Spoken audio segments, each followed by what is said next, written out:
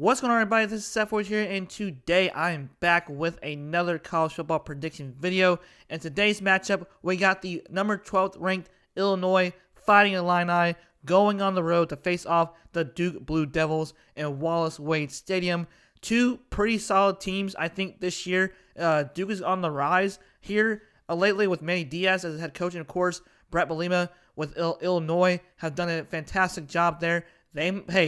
Illinois, potentially, if they're going to be really good this year, I think they could make the college football playoffs. So who knows with that team. But this is going to be one of those games that I think nobody has on their radar. But I think that these two teams are solid. So I think that it's going to be an up-tempo game, if I can speak. So I think it's going to be a good game. And not a whole lot of people are talking about this game. So therefore, I'm going to make a prediction video of this game. So Illinois versus Duke. This is going to be an interesting matchup to see. So as of further ado, let's go ahead and go through this video. And then at the end of the video is going to be my prediction who's going to win this game.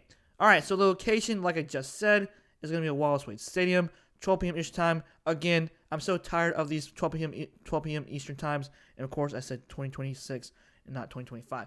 I don't understand why the Big Ten has their games scheduled at 12 p.m. Eastern Time. I wish there was at 3:30 p.m., but I know the SEC and the Big 12 also have games those times. So it's just all about the scheduling and the money as well. But I can't stand 12 p.m. games because I feel like it's just too early for tailgating, and of course also it's the hottest part of the day as well. So, but anyways, it is what it is in my perspective. All right, so last week's game, or yesterday on Saturday, Thursday for Duke, they played versus Elon. They won 45-17, but they got to work on their defense, especially if they play against Illinois. So they had Elon kept their game going pretty well against Duke.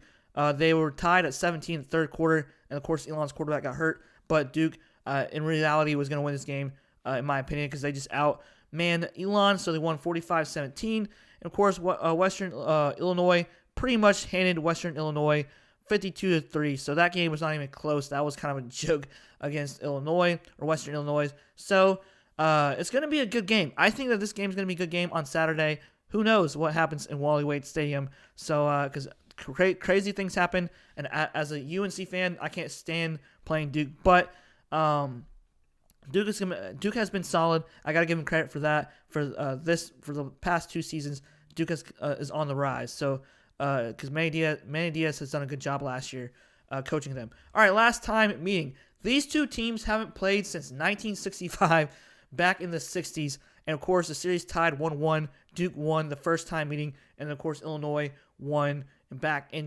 1965, 8-14. So these two teams have finally met once again. They haven't met since the 60s. That was 50 to 60 years ago. It's crazy that these two teams haven't really met. I feel like the only time these two teams meet is in basketball, because these two teams are always really good in basketball. It hates me to say that, or hurts me to say that towards Duke. So I got to give credit towards Duke no matter what.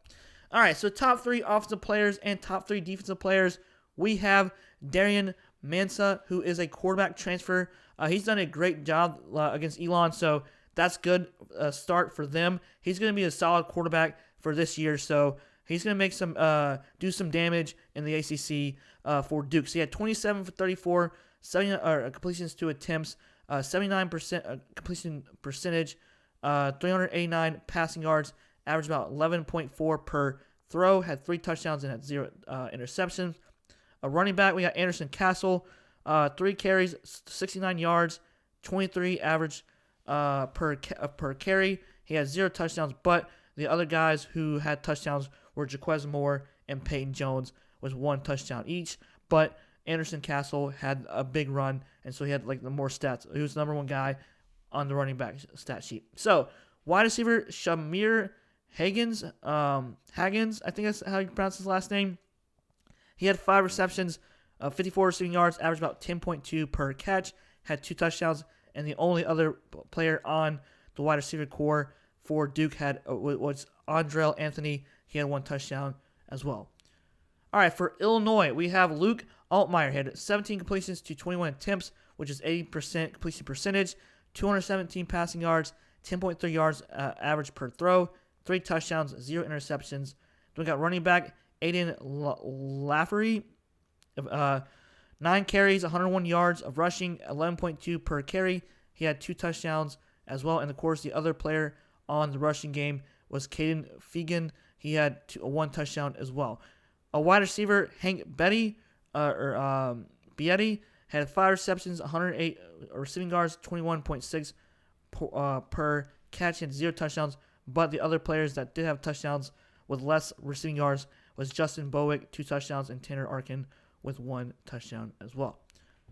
All right, for defense, we got Vincent Anthony Jr. for defensive lineman. He had 6 total tackles, 3 solo, 1 sack, 2 tackles for losses, and 1 pass deflection.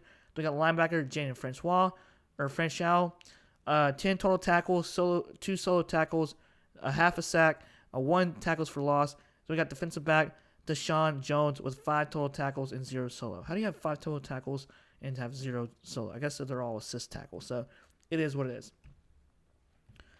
All right, so top 3 players, we got Tomiwa Duro Hai. Okay, I don't even want to try to pronounce that. He had 4 total tackles, 4 solo, 1 sack, and 1 tackles for loss.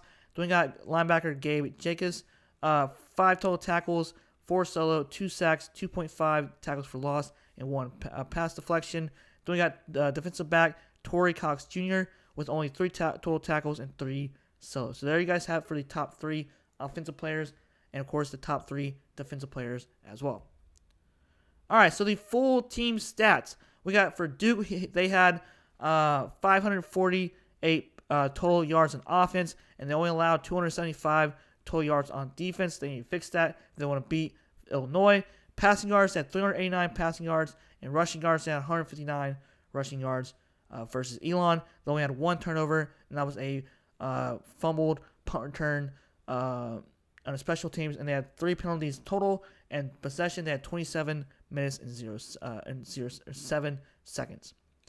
Illinois, they had total yards with 441 on offense. They only allowed 163 yards on defense. Passing yards, they had 231 yards on passing, and rushing, they had 210 yards of rushing. And turnovers, they had 0 turnovers. Penalties, they had 5 total penalties. Possession, they had 32 minutes and 42 seconds. All right, so I still think this game is going to be, I think, good, in my opinion. I hope it's going to be good. It could be lopsided either way, but anything can happen in Wallace Wade Stadium. I don't like playing there as a rival because something crazy just happens all the time there. It's always close games for Duke, so that they always battle, and they're a solid team. So I still think that Illinois, who's ranked 12th right now, I think they have the better offense. I think they have the better solid team overall. I think they're going to win by 10 points. I think it's going to be a close game. It's going to be like 23 to 20 at one point in time, and then like Illinois has the ball back and they score to pretty much close out the game. So I think it's going to be a solid game to watch, but I think that Illinois is the better team overall, in my opinion. So I think that they're going to win by minus 10 points against Duke. So we'll see how that goes. Anything can happen in this game. So guys, hope you enjoy this video. Like, comment, subscribe. Thanks for watching. You all have a great rest of the day, and see you guys next time. Peace.